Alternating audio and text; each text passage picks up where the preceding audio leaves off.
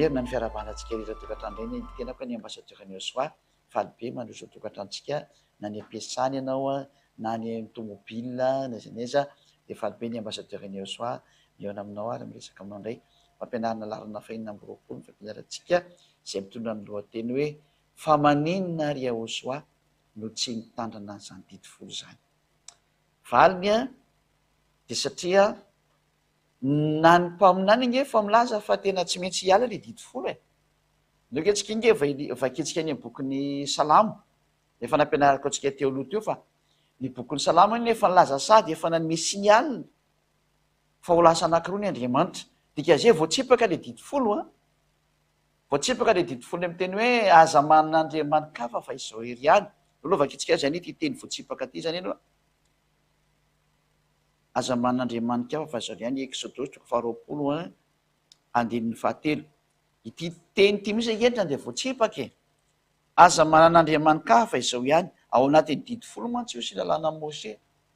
Ary anisy lazatsika hoe didi goavana mihitsy io ny ame tsy mahazo manan'Andriamanitra fa tsy anankiray ihany dia Yahva.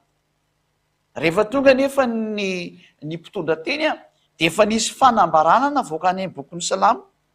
Ary io moa dia sika presque mpaminany daholo ny eo zany. Ao amin'ny Salamo 45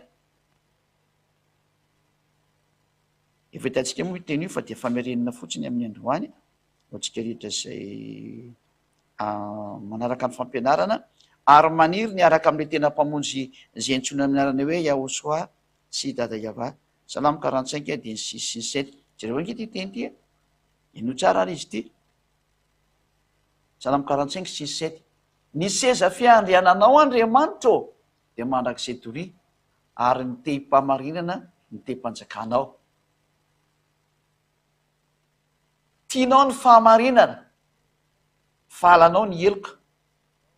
Koa Andriamanitra zay Andriamanitra ao, le Andriamanitra zany zay lazaina hoe manana seza fiandrianana, dia lazaina fa mbola manana Andriamanitra izy. Mazava be zany fa nanomboka tao amin'ny bokin'ny Salamo nefa nisy fanambarana mandefa ho lasa anankiroa ny Andriamanitra. Mahitsy be io teny io. Zany hoe tsy mety andeha intsony hoe didi folo io satria raha ny didi folo aza zay no heverina fa tsy azo anam-pena tsy azo ny esorana dia efa nilaza Andriamanitra fa misy Andriamanitra anankiroa faharoa avy indray ity. Mazava be io soratra io. Zany no porofo fa tsy maintsy miala iny didi folo iny. Zay nahatonga azy natao hoe fanekena taloha fa miditra kosa n'ilay fanekena vaovao zay Yahosoa no mitondra azy. Ka izay indrindra moa hoe Yahosoa no mitondra n'ity zavatra vaovao ty. Ka raha vao mitenitsika hoe misy Andriamanitra faharoa ankoatra ny dada Yahva dia efa tsy mety mipetraka intsony ny didi folo ny dikan'izay. Fa raha mbola mipetraka ny didi folo amin'izany teny zany dia misy teny mifanohitra goavana be ny dikan'izay. Fa izany le tena mipetraka amintsika hoe io Andriamanitra io dia manao ny programmany izy eo amin'ny famonjena ny olona. Misy programma napetrany izy eny Andriamanitra azy manao ny laminazana izy hoe tiany atao ka ho azavaina amintsika hoe fa ina moa zany ny antony nanomezana ny didi folo.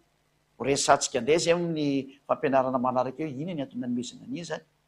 Raha zatra efa ho potena maninona tsy trano dia le tena izy nomena zany fa mbola nasiana n'indray aloha. Fa maninona tsy trano dia le tena izy nomena.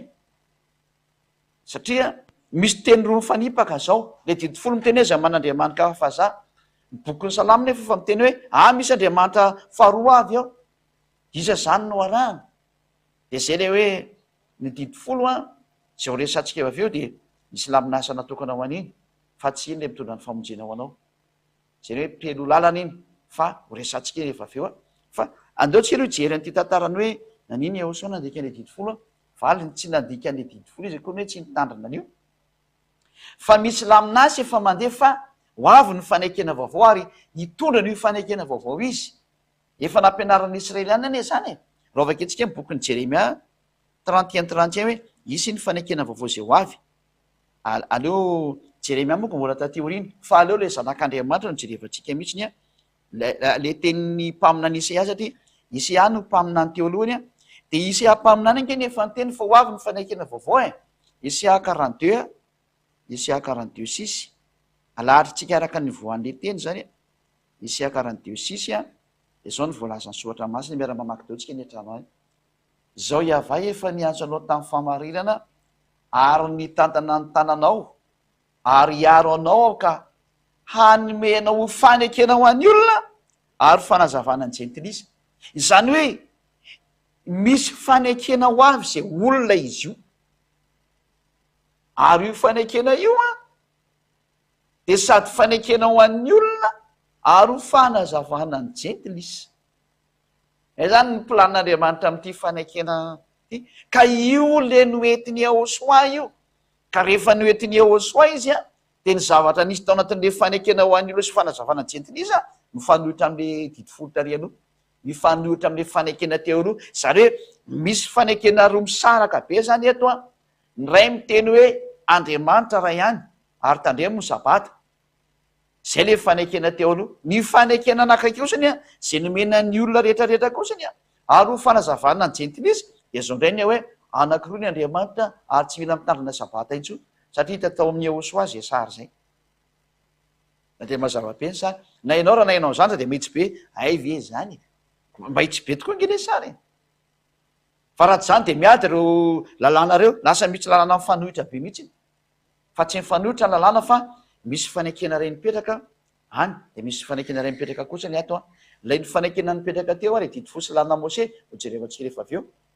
Iny le hoe azana ampina sady tsy azana esoa tsy azana ampina.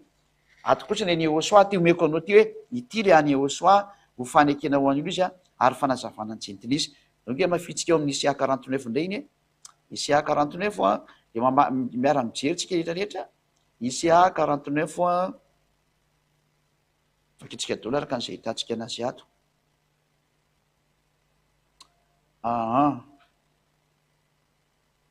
Andininy faheniny Isia toko fa 7:20 49 andininy 6 fakitsika zany andininy fahenina zany.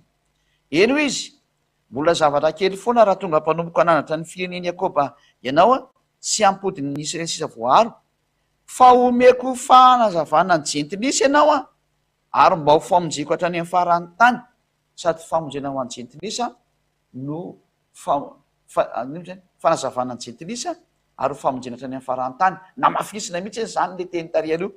De ao ambany am'izay tsika mita hoe ho lasa ho fanekena ho an'ny olona mihitsy izy araka ny andininy fahavalo. Isia 49:9 49:8 azafady.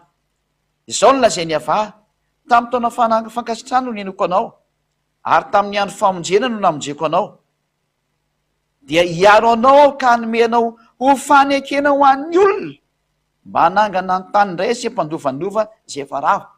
Lasa ho fanekena ho an'ny olona zany ty olona anankiray ty, satria hoe de hiaro anao olona zany le fanekena.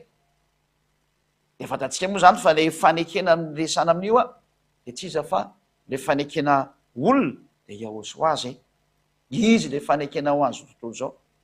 Ary le nandatsaka ny rano hoe ity ny fanekena vaovao ny amin'ny rako zay latsaka ao amaro ny famelan-keliko. Fa aleotsika aloha jery ny tenin'ny mpaminany zay le ny tao amin'ny Isaia na hitantsika tao amin'ny Salamo hoe ho lasa roa le Andriamanitra.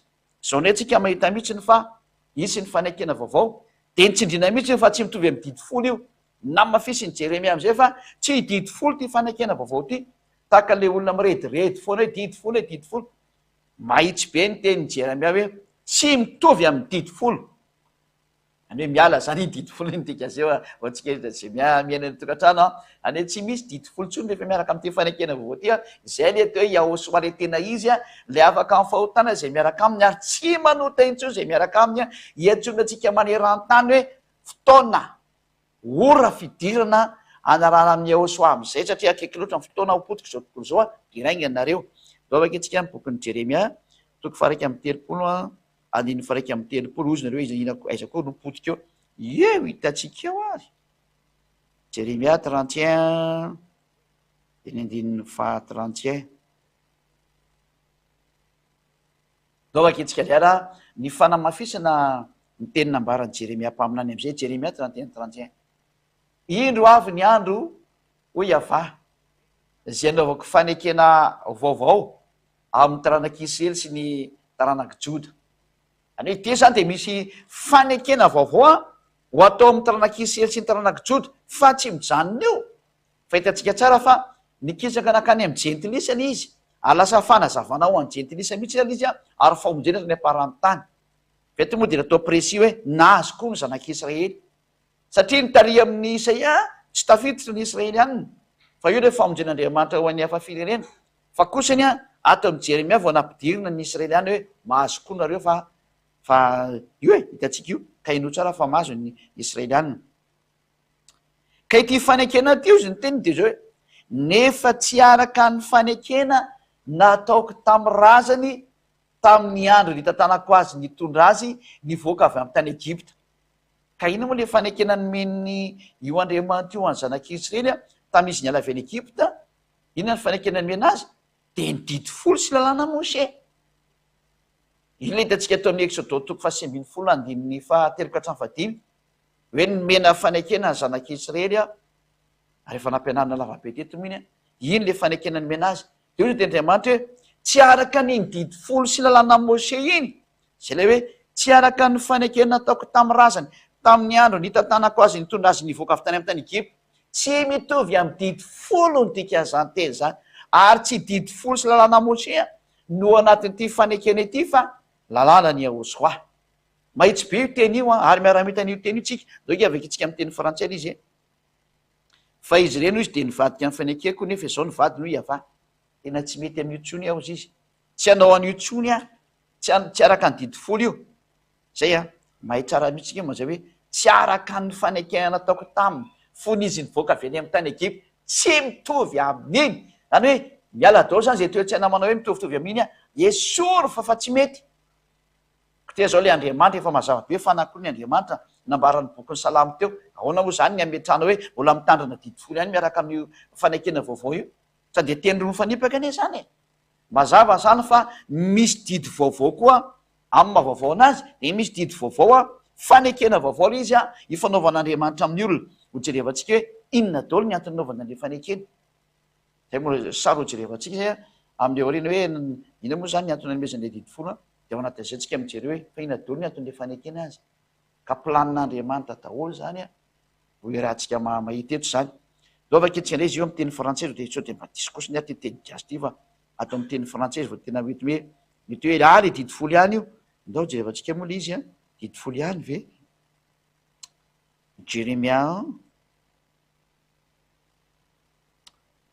31:31 voilà. Dao tsika hijery anazy zany Jérémia 31:31 voilà. Jérémie 31:31 voici les jours viennent dit l'Éternel, ary io ary fa tonga ny andro hoy ilay mandrakizay, où je ferai avec la maison d'Israël et la maison de Juda une alliance nouvelle. Zay anaovako fanekena vaovao amin'ny tranon'ny Israely sy ny tranon'ny Jodia, amin'ny tranon'ny Joda. Raha zay moa zany resana azy, zany hoe amin'ny zanak'Israely sy amin'ny zanaky Joda zany. 32 non comme l'alliance que j'ai traité avec leur père. Non izy tsy mitovy amin'ilay alliance zay nifanaovako tamin'ny ray aman-dreniny tany aloha tany. Le jour où je l'ai saisi par la main, tamin'ny andro zay nandraisako azy tamin'ny tanako, pour le faire sortir du pays d'Égypte, mba tonga azy hoentiko mivoaka makany Égypte.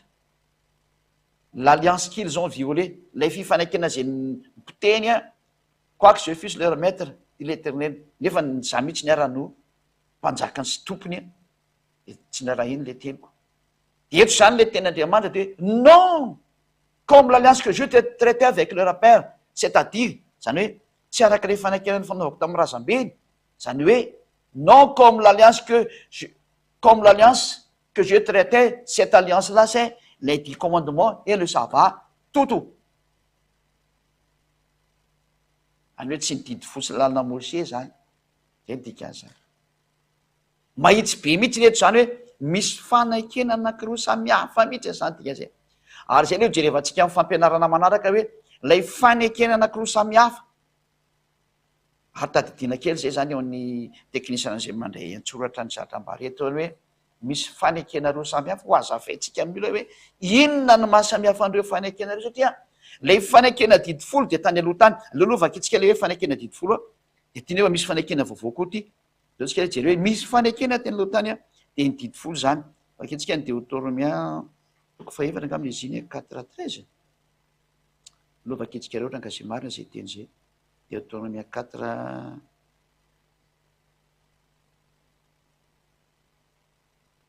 5:13 zay Deutéronomia 4:13 dia nambarany taminareo ny fanekeny a zay nandidiany anareo de araina de ny didi folo ary nosoratany tamin'ny vato fisaka roa reo de moa zany ny santionan'le fanekena ny didi folo fa izy io fanekena io a didi folo sy lana Moshe zay nambara teo amin'ny tendrombohitra Sinay vakentsika zany zay a le Exodosy a toko 7:10 a Exodosy 19 ty zany le fanekena tamin'izany fotoana zany natokana ho an'ny zanak'Israely de tsy mifanaraka amin'io zany tenin'Andriamanitra lay le omeko anareo nomboka ny andininy voalohany ka hatramin'ny fahadimy vakentsika le zany Exodosy 19 a nomboka amin'ny 3 ka hatramin'ny 5 fanamarena amitsika hoe ity le fanekena taloha ary Moshe niakatra ao amin'Andriamanitra de niantso azy ary avato ao tendrombohitra ka nanao hoe izao no lazainao amin'ny tanàna Jakoba sy ambaranao amin'ny zanak'Israely ianareo efa nahita zay nataoko tamin'ny Egyptianina sy tamin'ny tondrako anareo tamin'ny latry ny voromahery a ary tamin'ny nampankanesako anareo ho aty amiko ko ankehitriny raha hitandrina ny fiako tokoa ianareo a ka hitandrina ny fanekeko io le fanekena nomena ny zanak'Israely izy io le fanekena niarahany tamin'ny Andriamanitra tamin'ny fotoana avy miaraka tamin'ny Moshe io le fanekena talo io natokana ho any zanak'Israely tokoa izy io hoe zao ny ambaranao amin'ny tanàna Jakoba sy ambaranao amin'ny zanak'Israely io izy io natokana ho any zanak'Israely de ity fanekena vaovao ty kosa aloha izy Andriamanitra tsy mifanaraka am'le didi folo io a ary tsy mifanaraka amin'ny lalàna Moshe zay le tsy manaraka amin'ny fanekena io le 15 hitantsika eo a io le raha mihain'ny feoko tokoa ianareo ka mitandrina ny fanekeko ka le fanekena tamin'izany dia nisoratany tao anatin'ny boky zay jerevantsika manokana fetsika moa tsy hijery an'le hoe fa maniny Ahosoany nandika an'le didi folo ka izy tsy nandika an'izy fa tsy nandeha tao anatin'io didi folo izy zay ny marina tsy nandeha tao anatin'ny didi folo zany mihitsy zany Ahosoa zany zay le zanak'Andriamanitra tena marina fa lay misandoka ho zanak'Andriamanitra zay tena tsy izy mihitsiny fa tena misandoka ho zanak'Andriamanitra ary nanipy olona be deaibe nakany amin'ny elo le Andriamanitra tsy izy natsonareo a elo le misandoka le teny hoe tsy maintsy tandremana ny didi folo na tsy pirininy amin'ny elo daholo nareo ahoana moa ty ten'Andriamanitra ty hoe tsy azo anampina nge ny teniny tsy azo any esoany aiza zany ny ampidirinareo ty Andriamanitra faharoa ty zareo tsara le teny a leo apitsitsika kely satria fa eto ihanytsika namoan'Andriamanitra teny zany io soratra masina io hoe tsy azo anampina ny didi folo sy lana Moshe leo somary miditra kely atsika Deutéronomia toko fefatra andinin'ny faharoa zao voalaza eto aza ampinareo ny teny zay andidiko anareo ary aza ny esoa anareo fa atandremo ny didiny ava Andriamanitra reo zay andidiko anareo ny didin'Andriamanitra eo amin'ny didi folo sy lana Moshe zany a de tsy azo anampina ary tsy azo any esoana ka tsy mety mihitsy ny zany ny ampidirana n'lay hoe Andriamanitra anankiroa hiditra ao anatin'ity teny ity zany mahatonga ny hoe tsy maintsy miala io fanekena taloha io a fa hiditra ny fanekena vaovao ao amin'ny fanekena vaovao mety be ny Andriamanitra anankiroa fa ny fanekena taloha tsy mety mihitsy ny fanekena taloha hoe isy Andriamanitra anankiroa zay ny mahatonga ny hoe tsy azo entina tsony ny didi folo sy lana Moshe a am'izao vanantsika zao adalany zay olona mitandrina didi folo ary vokatria io a io nareo tsy mety afaka amin'ny fahotana io didi folo tandremanareo io tsy mety mahafaka anareo amin'ny fahotana fa ny atao amin'ny Ahosoa kosa de tena afaka amin'ny fahotana ary tsy mahay manota intsony aiza ny atsarana be atao amin'ny Ahosoa mampilendalenda be ao zay olona teo any amin'ny lanitry zany fa le olona ho any amin'ny elo tsy mivaky lohan'izany izy ka samy tsy mitovy moa io monde ny any amin'ny lanitry de mifaly miaraka amin'ny Ahosoa fa ny monde ny olona ho any amin'ny elo de any amin'ny elo izy ho any amin'ny elo zany de efa mitatiny vokany manomboka aty de efa mitatiny fahoriana ka iza kosa nefa miteny antsika hoe aleo miaraka amin'ny Ahosoa am'zay jereo hoe miaraka amin'ny Ahosoa sady Ahosoa nge tena manja kely ny tsara tarehy be ny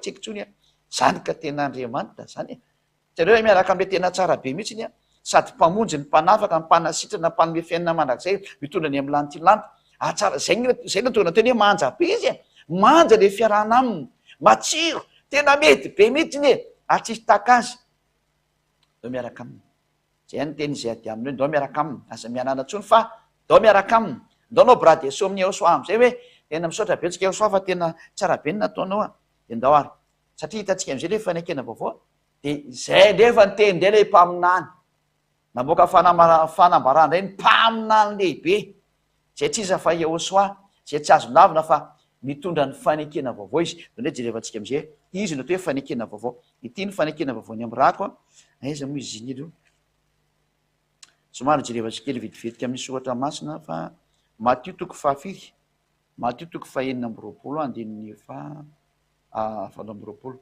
Matthieu 26-28 vakitsika zany. Matthieu 26-28 tsy maintsy mijery kely baiboly ndraindray satria ela be le resaka voalohany tsy anaty baiboly ndraindray mijery direct anatin'ny application.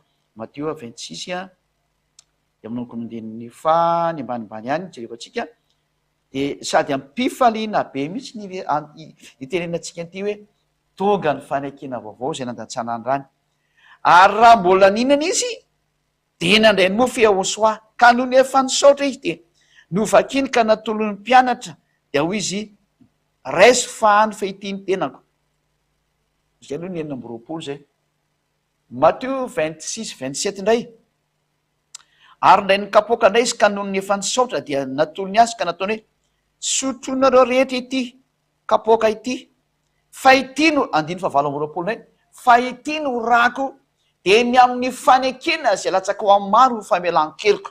Zay izany hoe tena nipetraka ny fanekena vaovao zay nandatsany Yehosoa ny ranika izy moa haitsika rehetra fa maty izy toy ny fijaliana ary rehefa maty Yehosoa de nipetraka ny fanekena vaovao.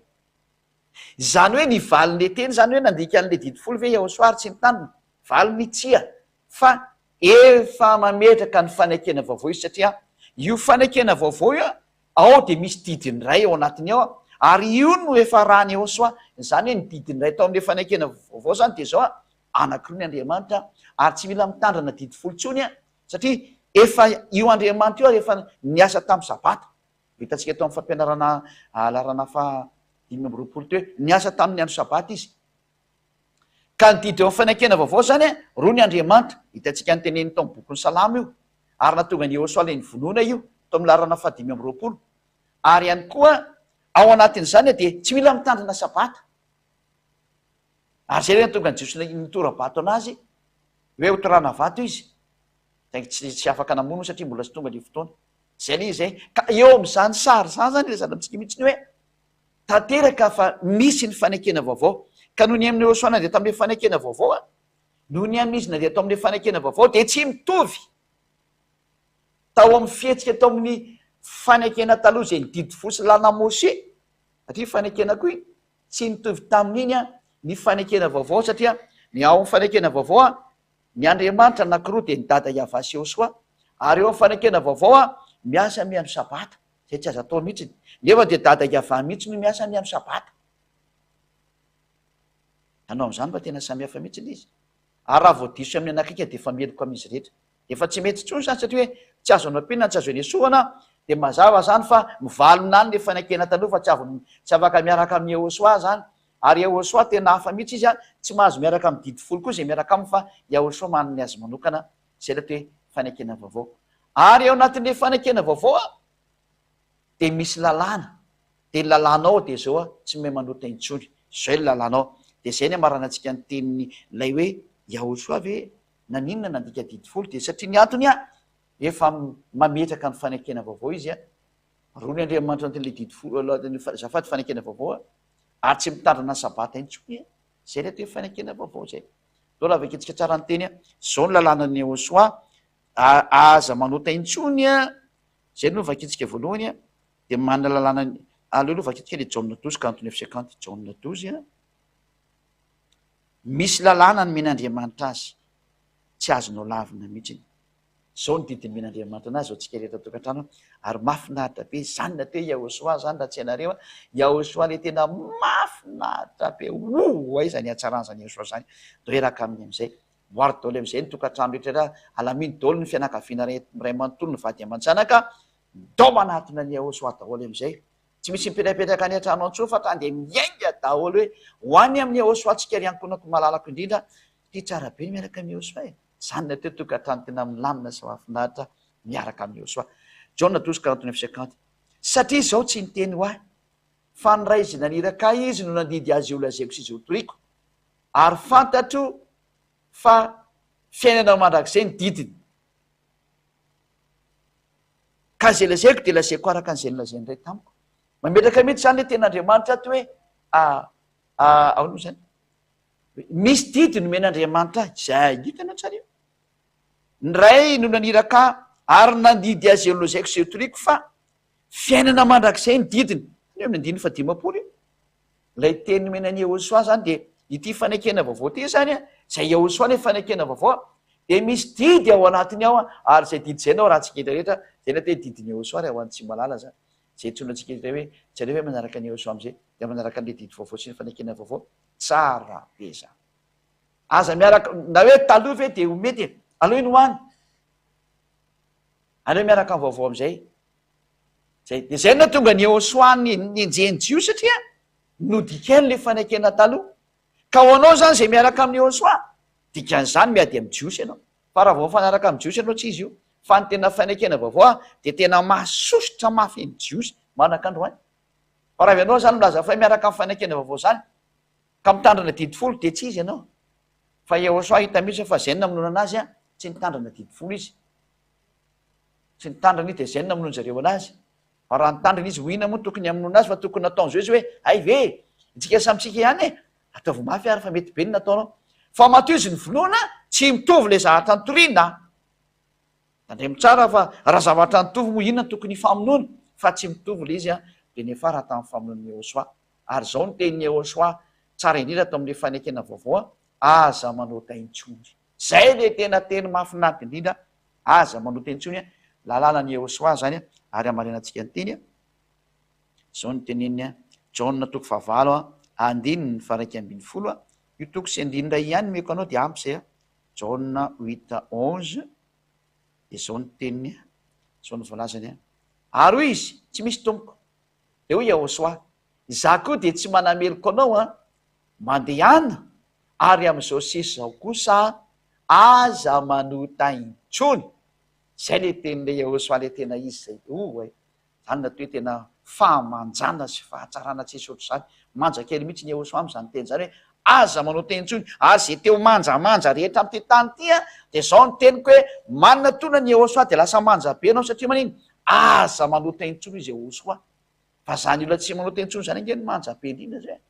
zany ho anareo mpanara-damody reny manara ny Yehosoa raha de mivadika manja be satria ny olona tsy manao taintsony zay maferitrainy tsy mba mijaly tsy mila manamboatra tarehfa de ay plastika be ny tarehy raha vao miaraka amin'ny Yehosoa mety be mihitsy reny mivalimbalina rehetra de mitsikitsiky be mihitsy hitanareo za tsikitsiky be mihitsy satria maninona miaraka amin'ny Yehosoa de mitsikitsiky daholo tsy haiko le teknisianareo na mba mitsiky reo na tsy mitsiky fa de zaloha de tsy ny aloha fantatry na tsiky be miaraka amin'ny Yehosoa manja kely mihitsy zany Yehosoa zany mampitsiky mihitsy ny mampifalifaly izy ka izay zany ny amarana ny teny Yehosoa tena nandika ny didifolo izy ny olona fa nyteny tsy nitandrina izy satria maninona tsy nipetraka atao anatin'le fanekena didifolo izy fa efa mandeha ao anatin'ny didy nametrahana azy izy de ny lalànany dadaka avy nomena azy lalàna ao anatin'le fanekena vaovao de mazava be zay fa tsy nitandrina didifolo izy zay moa zany fa de mipetraka indray ny fanotainantsika hoe fa inona zany ny antony nanomezana an'le didifolo de inoniny